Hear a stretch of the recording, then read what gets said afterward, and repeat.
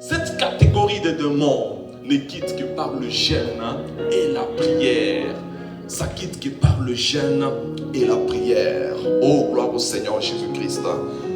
Aujourd'hui, Dieu m'a mis à cœur de partager avec vous ce que je veux vous dire dans les minutes qui vont suivre. Ésaïe chapitre 60, le premier verset. La Bible déclare: lève-toi, sois éclairé, car ta lumière arrive, et la gloire de l'Éternel s'élève sur toi. Voici les ténèbres couvrent la terre, et l'obscurité le peuple.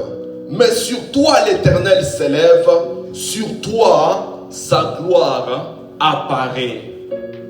Alléluia. Que Dieu bénisse ceux-là qui ont dit Amen. Parce que c'est Dieu qui te parle là. Lève-toi. Lève-toi. C'est un ordre. Là, on ne te donne pas de choix.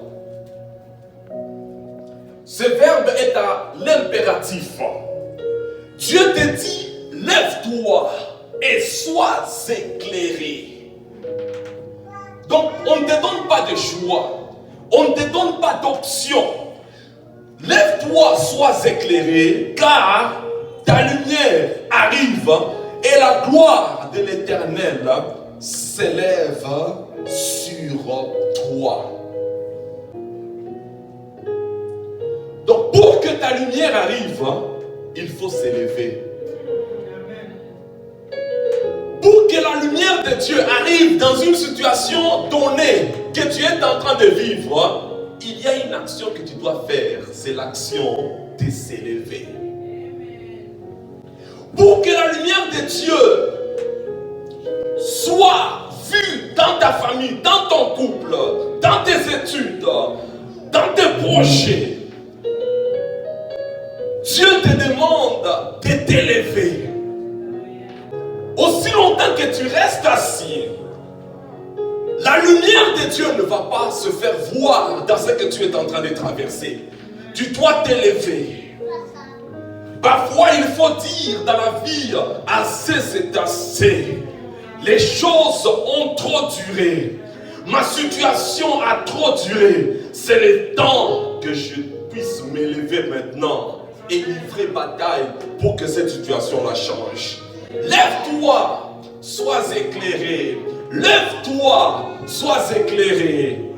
Ta lumière est là, mais tu dois t'élever. Voici les ténèbres couvrent la terre et l'obscurité le peuple. Voici les ténèbres couvrent la terre. La terre est couverte de beaucoup de ténèbres. La terre que nous vivons. Il suffit seulement d'ouvrir la télévision et d'aller suivre les informations chaque jour. Vous verrez que la terre est tellement couverte de ténèbres.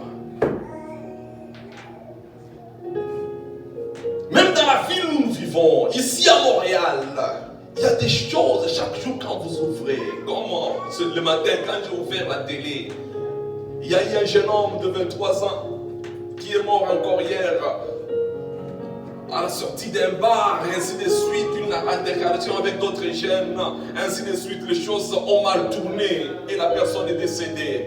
Les ténèbres est en train de couvrir la terre. Le ténèbre est là. Et la Bible même dit que les ténèbres couvrent la terre et l'obscurité le peuple. Mais sur toi, l'Éternel s'élève. Sur toi, sa gloire apparaît. Mais toutes ces choses sont possibles que lorsque tu t'élèves. Lorsque tu prends la décision de t'élever afin de livrer bataille, lorsque tu prends la décision de t'élever et de chercher à ce que les choses réellement puissent changer. Dieu, ce n'est pas un Dieu passif, ce n'est pas un Dieu amorphe. Dieu c'est un Dieu dynamique et Dieu veut que nous soyons dynamiques. Amen. Si Aujourd'hui, vous passez quelque part et vous retrouvez quelque chose.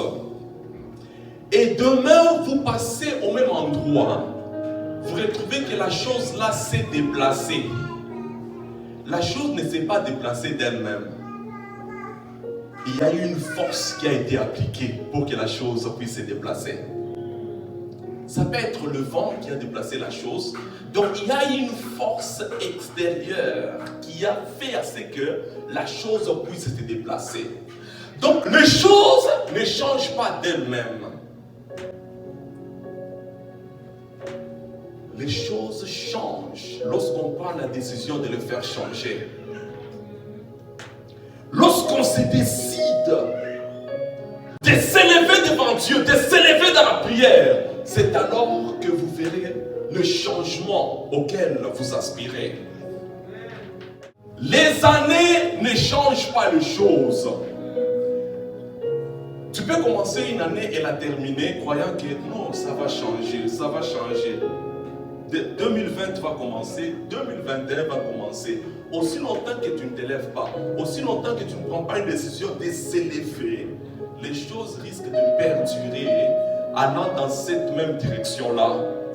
Mais lorsque les choses doivent prendre une direction différente, on doit exercer une force. Il faut qu'il y ait une force qui est exercée afin que les choses puissent prendre une autre tournure. Donc nous allons juste changer de verset. Le verset 19 cette fois-ci. Et c'est là où il y a le thème de mon message cet après-midi. Ce ne sera plus le soleil qui te servira de lumière pendant le jour, ni la lune qui t'éclairera de sa lumière, mais l'Éternel sera ta lumière à toujours. Ton Dieu sera ta gloire. Alléluia. Je vais répéter. Ça ne sera plus le soleil qui te servira de lumière pendant le jour, ni la lune qui t'éclairera de sa lumière, mais l'Éternel sera ta lumière à toujours.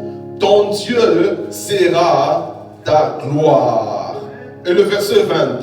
Ton soleil ne se couchera plus et ta lune ne s'obscurcira plus, car l'Éternel sera ta lumière à toujours. Et les jours de ton deuil seront passés. Alléluia. Oh, gloire au Seigneur Jésus-Christ. Moi, je suis dans la joie que Dieu me parle de cette manière. Amen. Alors, aujourd'hui, le thème de mon message est « L'Éternel sera ta lumière à toujours. » L'Éternel sera ta lumière à toujours. Oh, gloire au Seigneur Jésus-Christ. La Bible nous dit que Dieu est lumière. Cela, nous pouvons le trouver aussi dans 1 Jean. Donc, la nouvelle que nous avons apprise de lui et que nous vous annonçons, c'est que Dieu est lumière et qu'il n'y a point en lui des ténèbres. La nouvelle que nous avons apprise, la nouvelle que nous avons apprise et que nous vous annonçons est que Dieu est lumière et qu'en lui, il n'y a point de ténèbres. Notre Créateur, il connaît tout. Il est omniscient. Parce qu'il regorge en lui la lumière. La Bible déclare que Dieu est lumière. Et il est la lumière du croyant. Nous, en tant qu'enfants de Dieu, Dieu, il est notre lumière. Dieu a tellement de lumière qu'il est en mesure même de lire ce que nous pensons. Bien-aimés dans le Seigneur, ça c'est un domaine qui est réservé à Dieu seul. Dieu est l'unique qui peut lire la pensée de quelqu'un. La technologie a évolué aujourd'hui, mais l'homme jusque-là est toujours incapable de fabriquer une machine qui puisse être en mesure de lire la pensée de quelqu'un. Il y a beaucoup d'instruments que l'homme a fabriqués pour relever la tension artérielle, donc on peut savoir la tension se situe à quel niveau. L'homme a fabriqué des machines, des instruments pour regarder une femme enceinte. On peut voir le sexe de l'enfant avant que l'enfant ne vienne. Ce sont des choses qui n'existent pas dans les temps anciens, à l'époque de l'Église primitive. Vous savez qu'aujourd'hui, il y a aussi quelque chose qu'on appelle les détecteurs de mensonges. C'est un appareil qu'on peut utiliser pour voir est-ce que la personne est en train de mentir ou pas. Alors, demandez aux juristes, ils vous diront, lorsqu'on se retrouve avec un cas très difficile, on peut recourir à un détecteur de mensonges. Ce détecteur de mensonges-là ne peut pas lire ce qui est dans le cœur de l'homme. Mais l'homme, qu'est-ce qu'il a fait? Ils disent que la personne qui est en train de mentir, le battement de son cœur n'est plus le même avec la personne qui dit la vérité.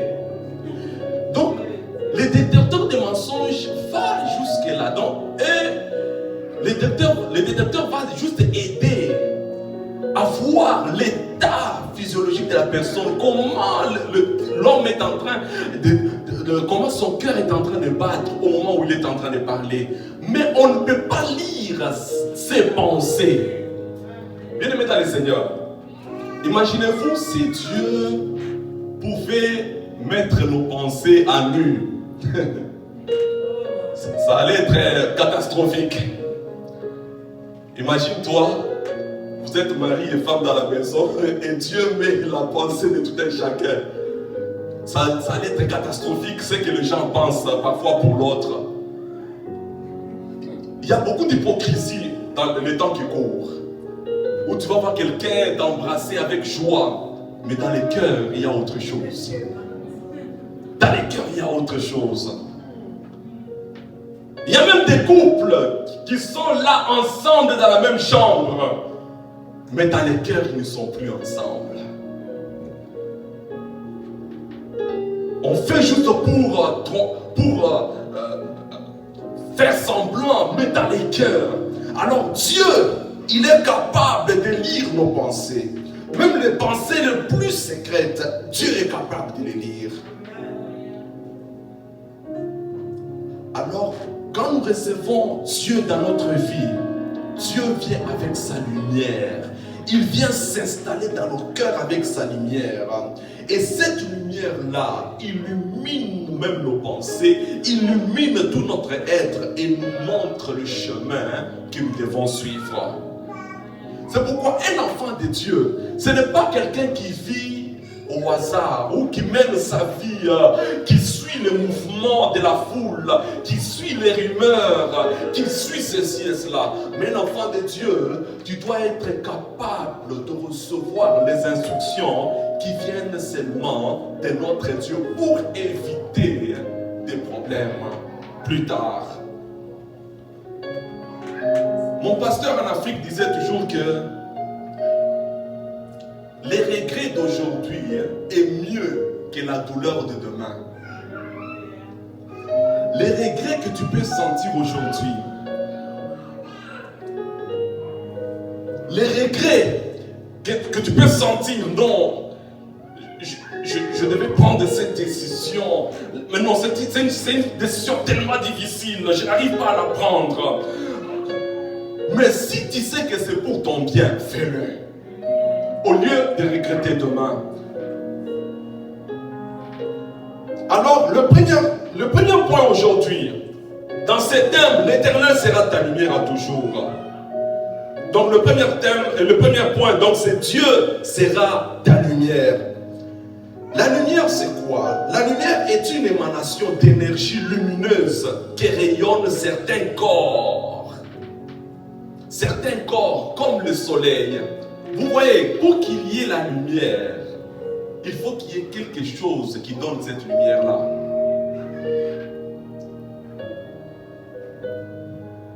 Bien aimé, la lumière que nous voyons là, c'est parce qu'il y a ces ampoules.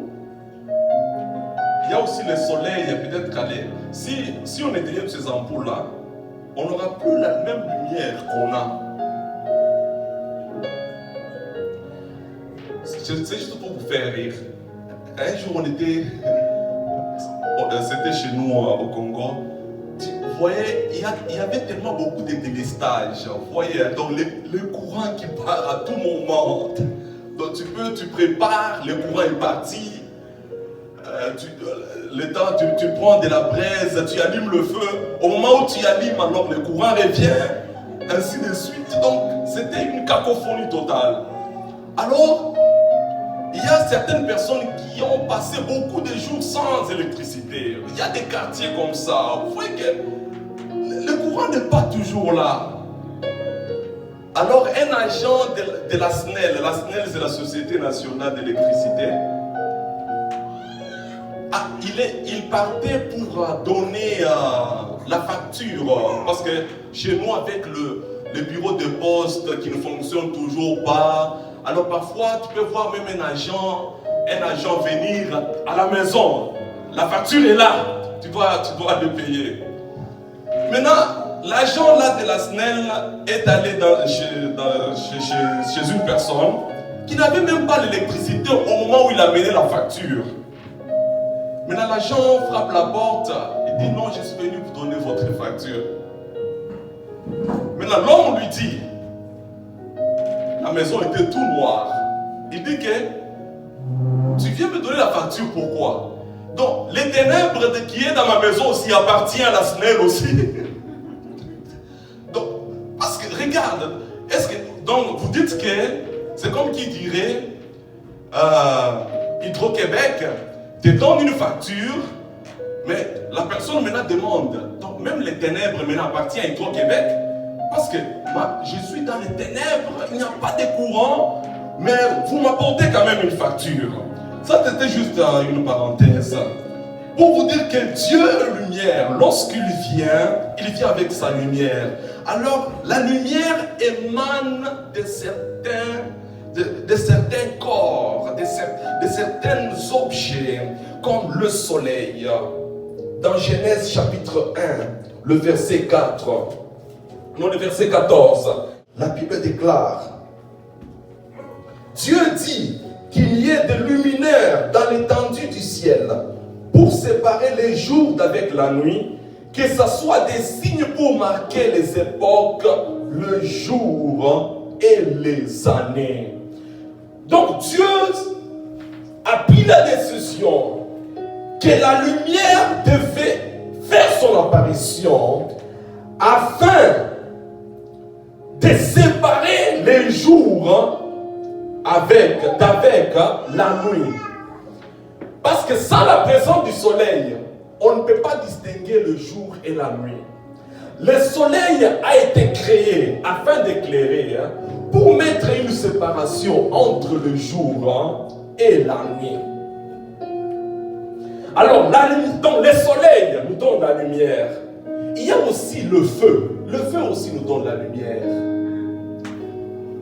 Dans nos villages, il n'y a pas d'électricité.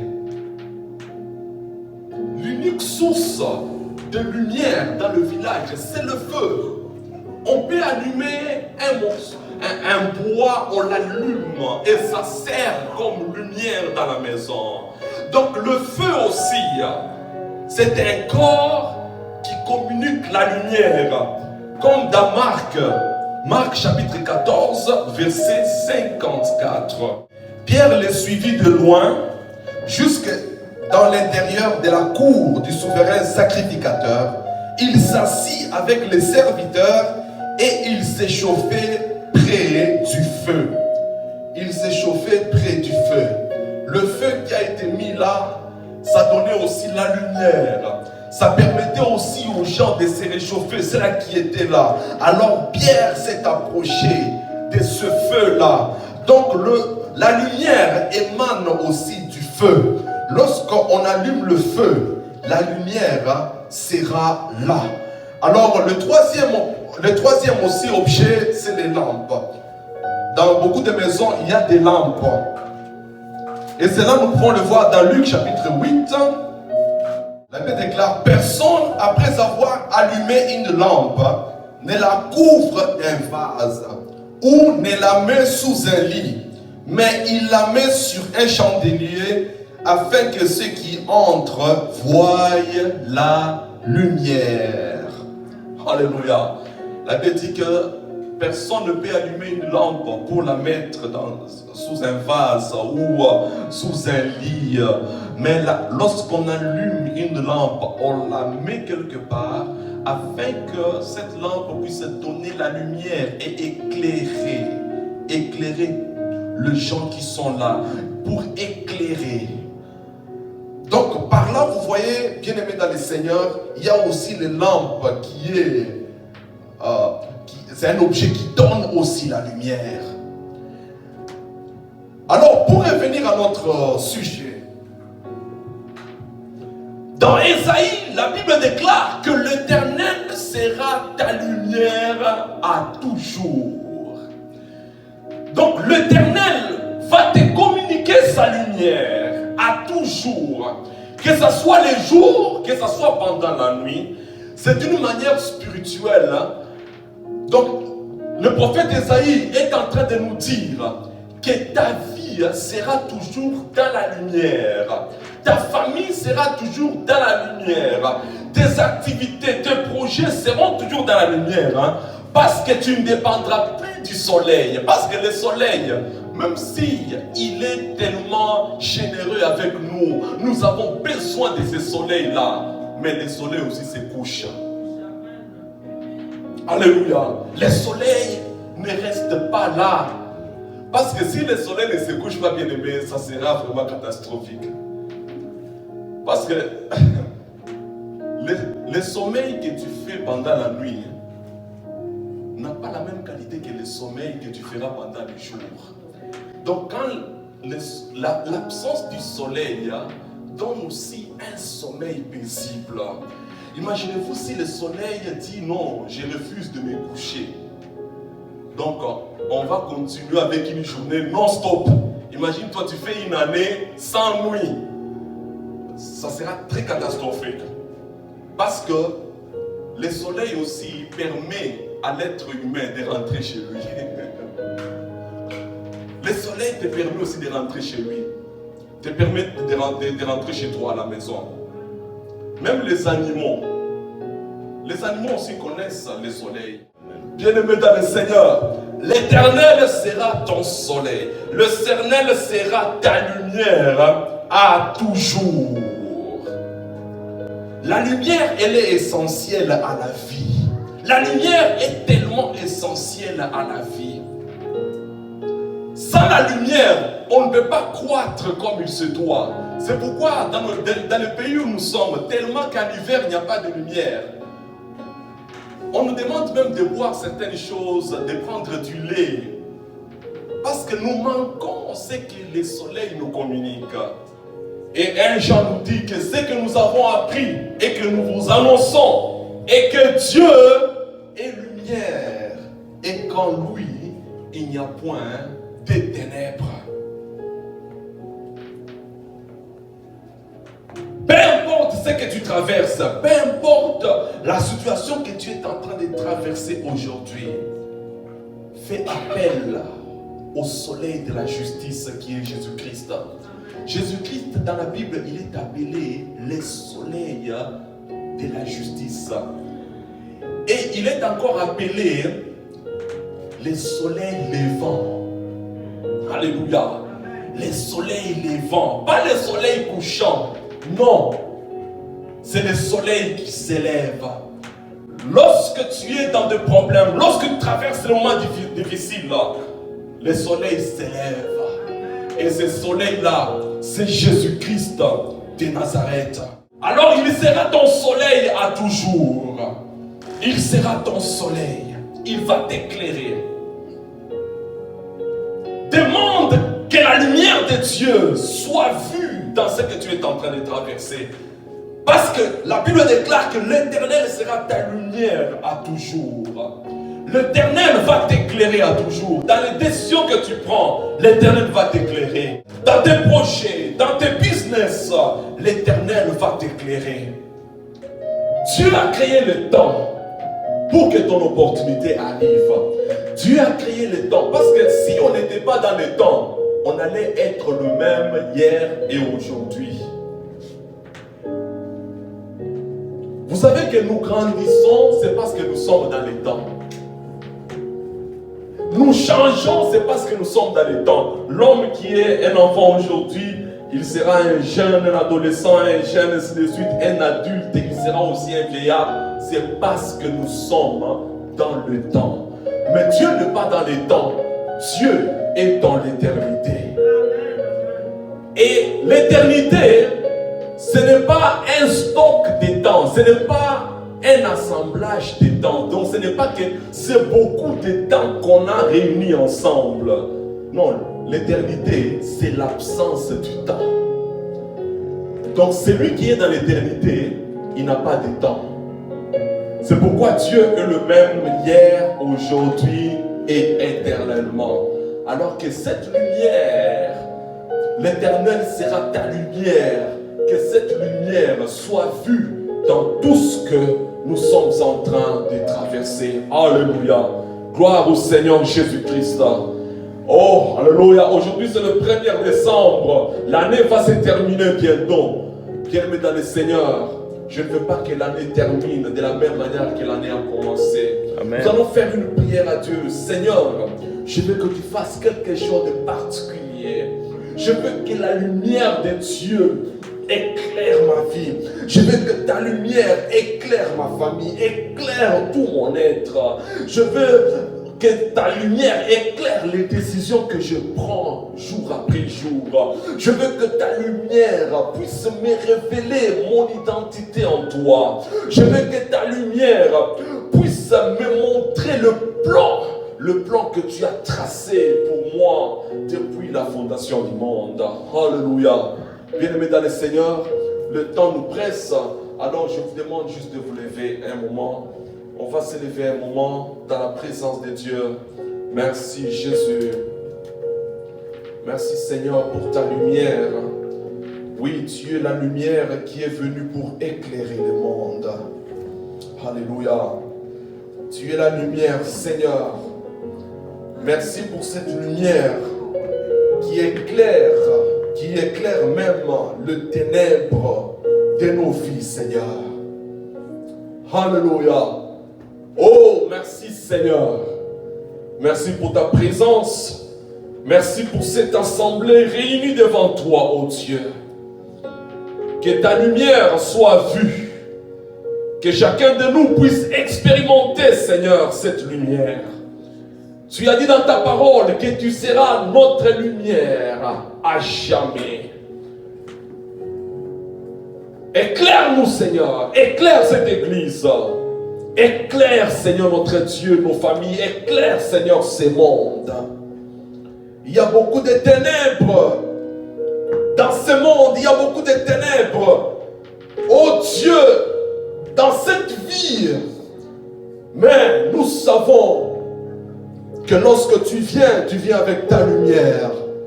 Et ta volonté que nous puissions marcher dans ta lumière. Éclaire-nous, Seigneur. Éclaire-nous, Seigneur. Éclaire nos enfants. Éclaire nos maisons. Éclaire-nous. Éclaire cette semaine qui commence, Seigneur. Oh Dieu de gloire, éclaire-nous. Nous avons besoin de cette lumière. Au nom de Jésus, nous avons ainsi prié. Amen. Est-ce que nous pouvons acclamer le Seigneur?